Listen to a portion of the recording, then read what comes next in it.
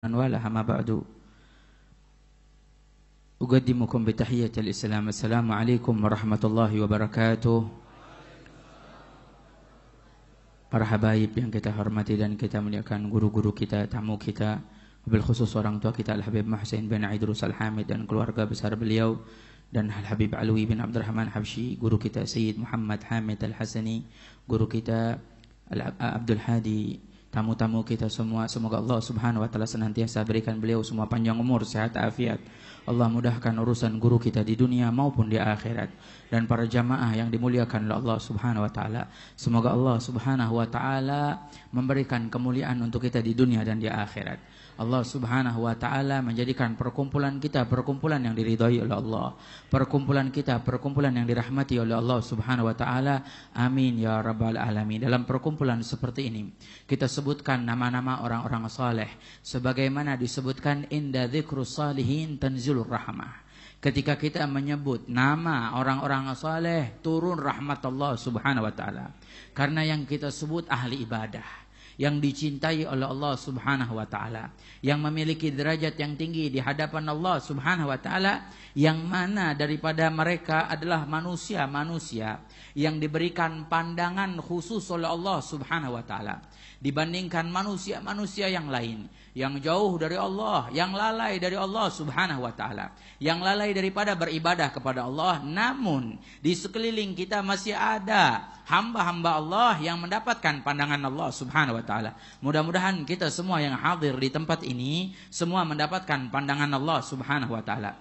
Kita bacakan di dalam Maulid Ad-Diya'ul Lami yang tadi kita bacakan bersama, wabihi fanzur ilaina, yang artinya adalah dan dengannya wahai Allah pandanglah kami.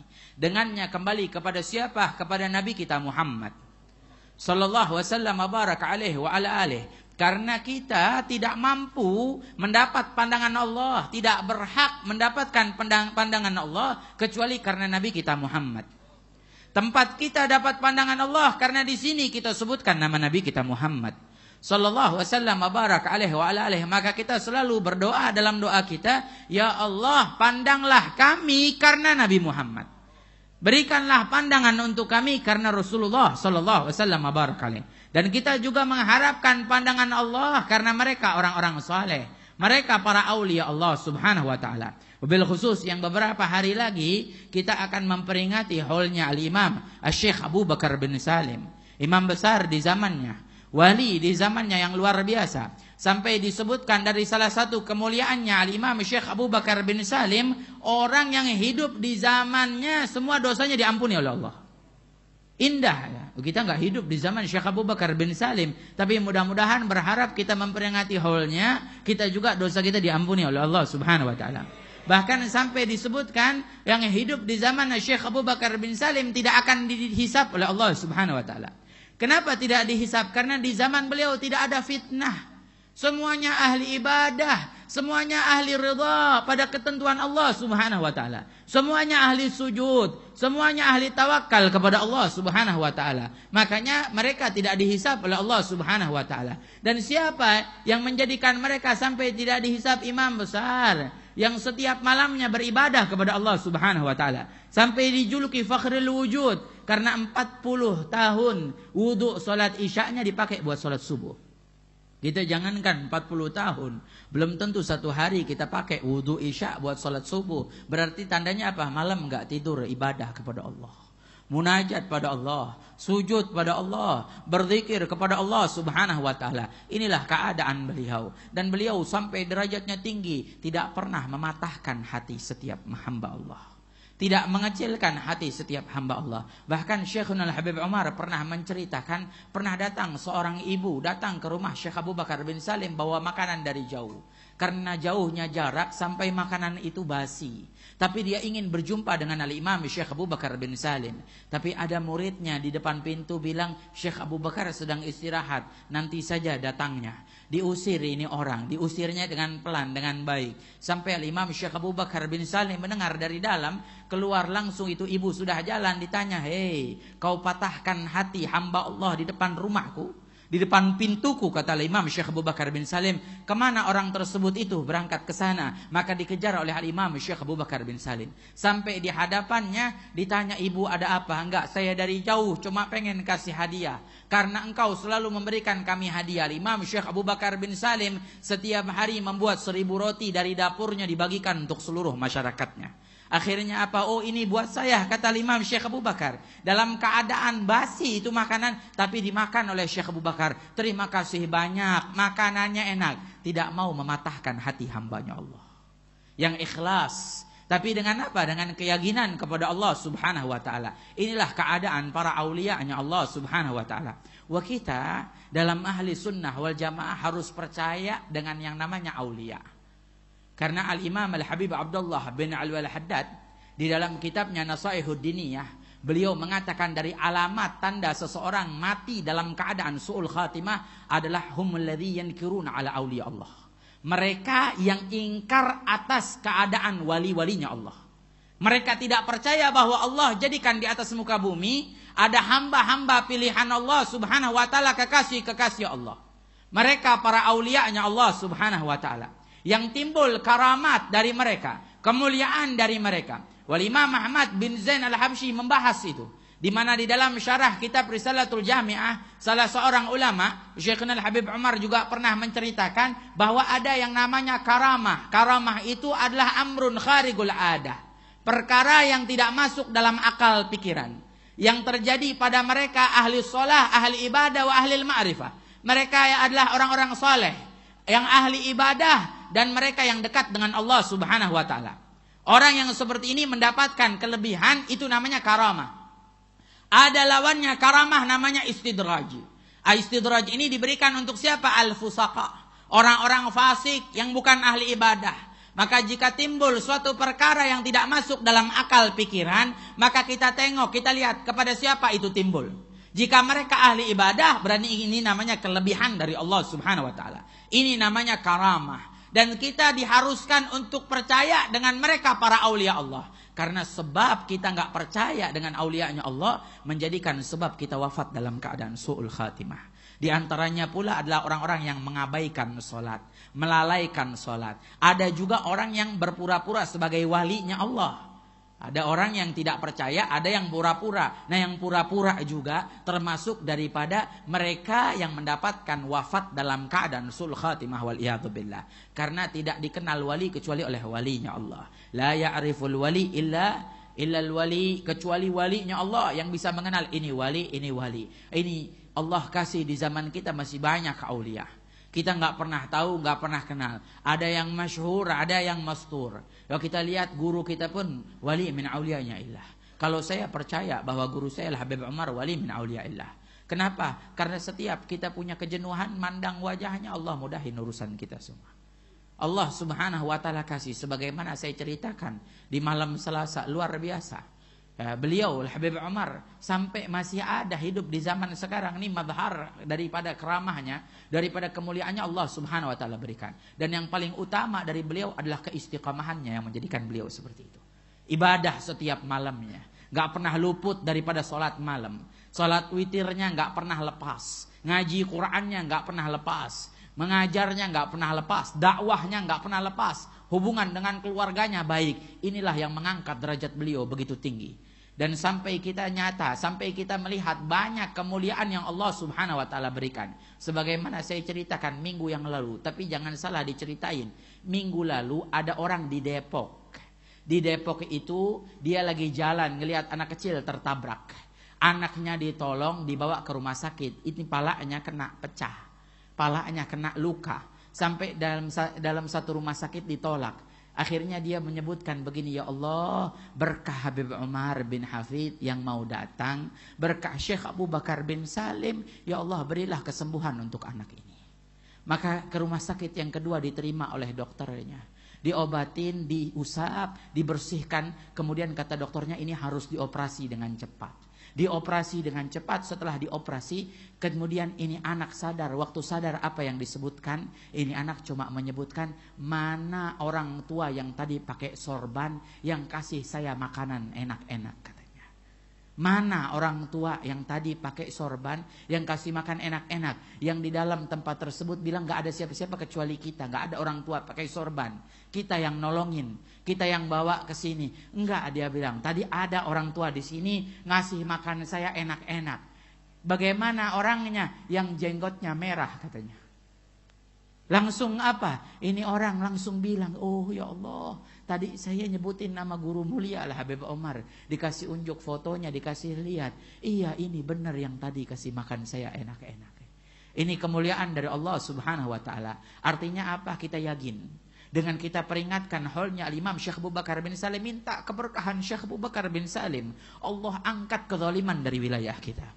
Allah angkat musibah dari negeri kita. Dengan kedatangan guru mulia kita Al Habib Omar, meneteskan hujan-hujan rahmatnya Allah Subhanahu wa taala. Biar bilad kita, kampung kita jadi kampung yang makmur, kampung yang baik, kampung yang penuh rahmatnya Allah Subhanahu wa taala. Karena kita yakin dengan mereka aulia salihin. Saya pernah pribadi, kalau saya dibilang orang gila enggak apa-apa, saya dibilang orang gila. Saya pernah punya masalah, cuman saya bingung bagaimana nih masalah biar bisa selesai. Akhirnya saya ajak ngomong foto guru saya sendiri, saya ajak ngomong. Saya bilang, Habib, ini murid antum punya masalah Habib, tolong dibantu, tolong dimudahin, mintain sama Allah biar dimudahin. Subhanallah, enggak beberapa lama masalah itu semuanya dimudahin sama Allah.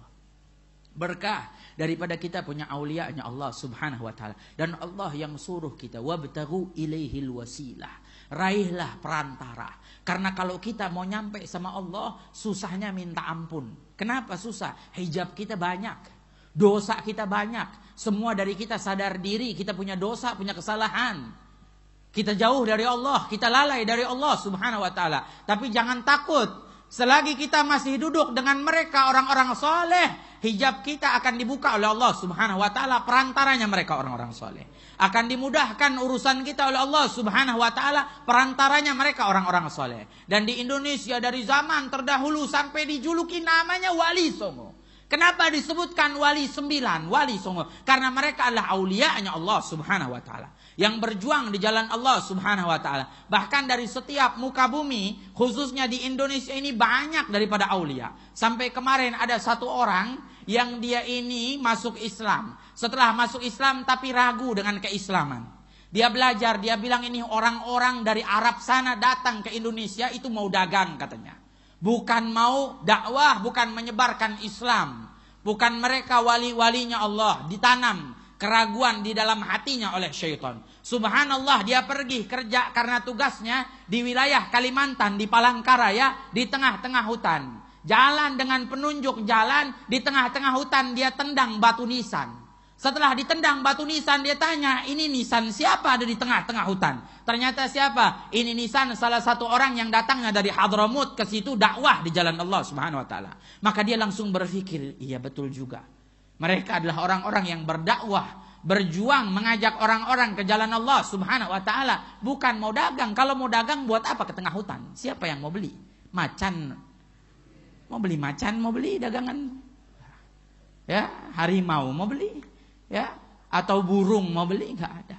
Tapi mereka berjuang di jalan Allah Subhanahu wa taala. Mudah-mudahan kedatangan guru-guru kita memberikan keberkahan untuk kita. Amin. Amin ya rabbal.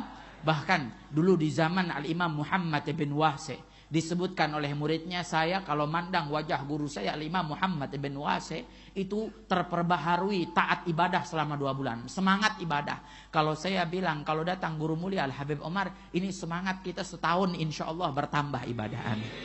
Mandang wajah beliau, insya Allah kita semua dapat pandangan beliau. Amin. Saya teringat berapa tahun yang lalu, waktu sebelum wafat guru mulia Al Habib Munzir bin Fuad Al Musawa, tanggal 21 Ramadan. Terakhir perjumpaan saya dengan beliau nggak bakal saya lupain. Berjumpa di Al Munawwar malam 21 Ramadan, sebenarnya malam di Empang Bogor. Tapi saya hadir karena nuzul Quran nggak bisa hadir, kita hadir. Sampai diomelin. Kalau jamaah yang hadir masih ingat saya diomelin sama almarhum. Dia bilang kemana aja nggak hadir, sibuk dia bilang sampai nggak hadir nuzul Quran. Saya malu di situ. Tapi tahu-tahu saya berbicara, ingat karena orang-orang soleh itu kalau udah ngasih pandangan dengan matanya, itu masuk ke dalam hati kita, itu di hati kita akan hidup yang tadinya mati. Hati kita yang tadinya kotor jadi bersih. Sampai pernah dikisahkan ada orang-orang soleh yang ibadah, itu keluar kamarnya ngelihat binatang anjing, itu anjing jadi pemimpin semua anjing yang ada di kampungnya. Kalau kita dapat pandangannya, mereka orang-orang soleh itu masuk ke dalam hati, hidup hati kita insya Allah. Sebagaimana dikisahkan pula Al-Imam Al-Habib Abdul Qadir bin Ahmad As-Saggaf. Pernah diceritakan beliau itu selalu dari umur 7 tahun harus sholat berjamaah di masjid ayahnya. Ayahnya adalah qadhi hakim di zamannya Al-Imam Ahmad bin Abdurrahman As-Saggaf.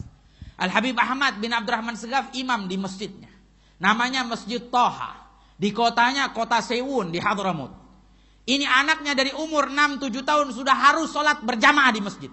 Al-Habib Abdul Qadir bin Ahmad. Ini beliau menceritakannya umurnya sudah di atas 60-80 tahun. Diceritakan beliau katakan apa? Saya pernah suatu hari waktu jalan mau ke masjid, mau sholat berjamaah dengan ayah saya lihat ada orang-orang main bola di lapangan hijau. Maka saya melihat orang-orang main bola, yang namanya anak kecil kalau ngelihat bola seneng, jangankan anak kecil, orang gede juga pada demen bola, nontonin bola. Ini dilihatin kata Habib Abdul Qadir. Sampai nggak sadar saya sampai melihat matahari sudah terbenam. Artinya apa? Sudah masuk waktu maghrib, saya udah telat nih sholat. Maka saya lari ke masjid, ternyata betul. Saya dapetin dalam masjid, semua orang sudah sholat berjamaah, sudah bubar dari masjid. Makanya saya sholat buru-buru di belakang. Selepas sholat saya duduk, saya malu mau ketemu ayah saya. Keluar ayahnya dari masjid, cari anaknya. Bagaimana dibimbing nih anaknya? Ditanya, hei Abdul Qadir, sholat di mana kamu tadi? Dijawab oleh Habib Abdul Qadir, dia bilang sholat di sini tadi sama ayah. Dia takut sama ayahnya sampai ngebohong. Di sini sholat sama ayah. Kata ayahnya bilang, oh begitu ya. Ayahnya tahu. Ayahnya bilang, berarti tadi di samping kanan kamu siapa? Ya, orang tua didik anaknya sampai seperti itu. Wah, kita banyak orang tua kita anaknya sholat, nggak sholat kita nggak tahu. Ya, anaknya ngaji, nggak ngaji kita nggak tahu. Tapi ini nggak dididik. Siapa samping kanan kamu? Saking takutnya ngebohong, Fulan bin Fulan. Terus tanya lagi, siapa samping kiri kamu? Saking takutnya ngebohong lagi, Fulan bin Fulan. Setelah itu apa kata ayahnya? Dipikir percaya? Enggak. Ayahnya langsung bimbing ini. Enggak sekedar percaya seperti itu, langsung ayo kalau begitu kita ke rumah si Fulan bin Fulan, kita tanya, benar enggak kamu sholat di sampingnya? Dibawa ke rumah yang satu, diketok pintu rumahnya, siapa? Disebut Ahmad bin Abdurrahman Saggaf, langsung dibukain pintu. Oh, guru kami, silahkan duduk, minum teh dulu. Enggak, saya cuma mau tanya, benar enggak anak saya sholat di samping kamu tadi? Dijawab enggak. Keluar dari situ, mungkin ini orang sudah tua. Kita lihat yang satu lagi. Sampai yang satu lagi ditanya, benar nggak anak saya sholat di samping kamu? Enggak. Keluar dari situ ayahnya tahu anaknya bohong. Tapi apa yang dilakukan? Apa kata Habib Abdul Qadir? Ayah saya nggak pukul saya, ayah saya nggak bentak saya, ayah saya nggak caci maki saya. Cuma ayah saya kasih pandangan, matanya yang masuk ke dalam hati saya. Yang dari umur itu sampai detik ini, umurnya sudah puluhan tahun, beliau mengatakan apa? Saya tidak berani lagi meninggalkan sholat berjamaah. Dengan pandangan dari pandangan ayah saya. Beginilah keadaannya orang-orang soleh. Kalau memberikan pandangan untuk kita, insya Allah masuk ke dalam hati kita. Insya Allah. Mudah-mudahan kita dapat pandangan guru-guru kita orang-orang soleh. Amin ya Rabbal. Kalau saya dibilang nih, saya orangnya demen bercanda. Paling demen bercanda. Sampai pernah suatu hari, waktu saya di Hadramut, saya suka teriak-teriak kalau ngurusin zakat tuh kalau udah lebaran. Karena kita seneng suasana lebaran, seneng setengah-setengah sih. Lebarannya jauh dari keluarga tapi seneng. Saya suka teriak-teriak. Tapi luar biasa, ada satu kekaguman yang saya nggak bakal lupakan. Ketika saya teriak, ya Allah, ayo yang mau zakat, ya Allah, az-zakah, saya bilang gitu. Nggak tahu, saya naik tangga, saya teriak-teriak kenceng. Yang namanya guru mulia nggak suka sama anak-anak teriak-teriakan, sama orang yang teriak-teriakan. Tapi apa? Saya pas teriak berpapasan dengan guru saya langsung di atas muka saya begini. Sampai terdiam saya. Sampai saya salaman, nggak bisa ngomong apa-apa, malunya minta ampun. Tapi apa, dikasih ngelihat sama beliau. Cuma dikasih ngelihat gitu langsung tenang hati saya, malu. Langsung tuh, saya nggak berani lagi teriak-teriak. Mau bercanda boleh, tapi nggak boleh teriak-teriak seperti itu. Sampai detik ini, begitulah orang-orang soleh kalau mandang kita. Kadang pandangannya tuh masuk ke dalam hati dan juga tergantung siapa yang nerimanya. Kita berharap insya Allah kalau besok nanti kita belum sempat bisa salaman dengan guru mulia, minta pandangan beliau. Walaupun berdiri dari jauh berharap kita dilihat aja. Udah dilihat sama guru mulia udah cukup. Bilang dalam hati, ya Habib, ini saya dari jauh pengen salaman, tapi ngelihat Habib dikerubutin orang banyak. Ini kita mesti tanamin dalam hati. Karena guru kita lah Habib Umar dulu pernah ngajarin, musafahatul qulub afdal min musafahatil yad. Kita salaman pakai hati itu lebih baik daripada salaman pakai tangan. Karena banyak orang salaman pakai tangan, saking berebutan hatinya nggak salaman. Tapi kalau orang yang salaman pakai hati, apa yang dia inginkan, insya Allah dia itu mendapatkan pandangannya Allah Subhanahu Wa Taala. Satu ilmu yang bermanfaat. Yuk nanti kedatangan guru mulia kita hormati. Kita dari jauh, jangan berebutan. Ada jamaah mau salaman, masya Allah itu kayak orang berantem. Ya kalau anak majelis kan begitu salaman. Jangankan Habib Umar, saya aja kalau salaman sama anak majelis, masya Allah. Ada yang tangan kita direbut, ada yang tangan kita sampai ke belakang-belakang begitu. Ada lagi masya Allah kalau salaman tuh tangan kita kayak mau dimakan sama dia. Jangan begitu, anak majelis hormatin. Salaman yang baik, pelan-pelan. Guru kita kesian. Kadang-kadang yang hadir di sini dia satu hari habis lelah, ada yang kerjaannya banyak, ada yang dakwah ke sana ke sini, sampai di sini, sampai di majelis hormatin. Kalau sekiranya guru kita lelah, salaman pelan-pelan, jangan berebutan. Kalau pelan-pelan pasti dikasih. Baik, guru kita luar biasa sama kita. Kadang-kadang capek guru kita. Tapi apa? Dikasih salaman buat kita. Saking apa? Saking gak mau mematahkan hati orang. Gak mau mengecilkan hati orang. Mudah-mudahan insya Allah hati kita dihidupin sama Allah. Amin. Amin ya Rabbal. Amin ya Rabbal Alamin. Terakhir nanti kita akan dengarkan nasihat dari guru kita Al-Habib Alwi bin Abdurrahman Al-Habsyi dengan berzikir jalalah bersama-sama. Mungkin tamu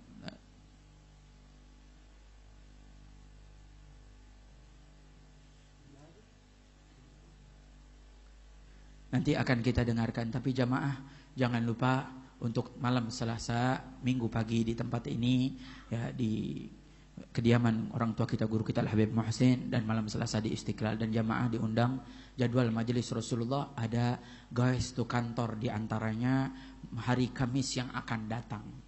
Hari Kamis yang akan datang sengaja saya umumin di sini karena kita majelis Rasulullah ada agenda program untuk masuk ke kantor-kantor.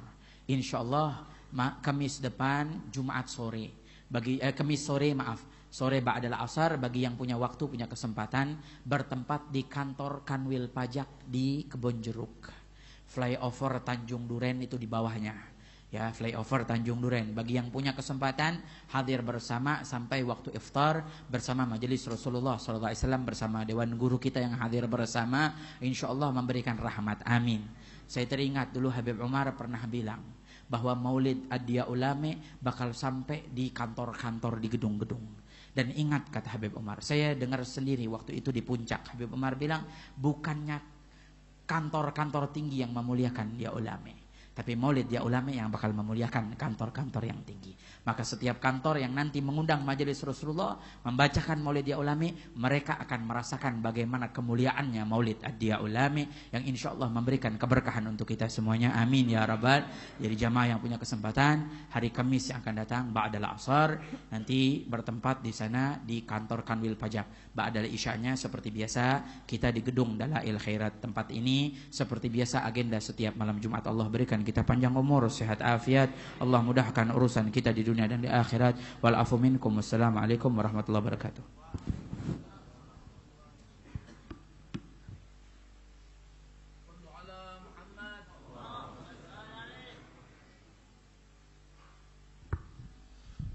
Assalamualaikum warahmatullahi wabarakatuh. Alhamdulillah, wassalatu wassalamu ala sayyidina Rasulillah Muhammad ibn Abdullah wa ala alihi wa sahbihi man walah, wala hawla wala quwwata illa billah. Allahumma fasalli wa sallim ala sayyidina wa maulana Muhammadin miftahi babi rahmatillah adada ma fi ilmillah wa ala alihi wa sahbihi adada kulli dzarratin alfa marrah. Abainal afadil, orang tua kita yang kita hormati dan sangat kita cintai, Al-Habib Muhsin bin Idrus Al-Hamid, kita doakan panjang umur, sehat walafiat. Juga kepada para orang tua yang lainnya, para sepuh habaib yang terus serta hadir malam ini, kita doakan semuanya panjang umur, guru kita yang senantiasa membimbing kita, mendidik kita, Al-Habib Bagir bin Alawi bin Yahya, mudah-mudahan panjang umur, sehat walafiat. Tamu kita yang sangat kita cintai, dhaifun al-mahbub Sayyid Muhammad Amin Al-Hasani, matta'anallah bituli hayatihi fid darin amin. Juga kepada dhaifuna Abdul Hadi, matta'anallah bituli hayatihi fid darin amin. Hadirin hadirat